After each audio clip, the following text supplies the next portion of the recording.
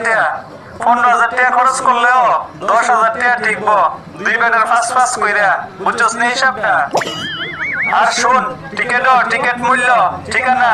আর লেখা দিবি সকাল 11টাতে শুরু হইব আর বাদ বাকি কথা তো আমি মাইক দিয়ে কইয়া দেবো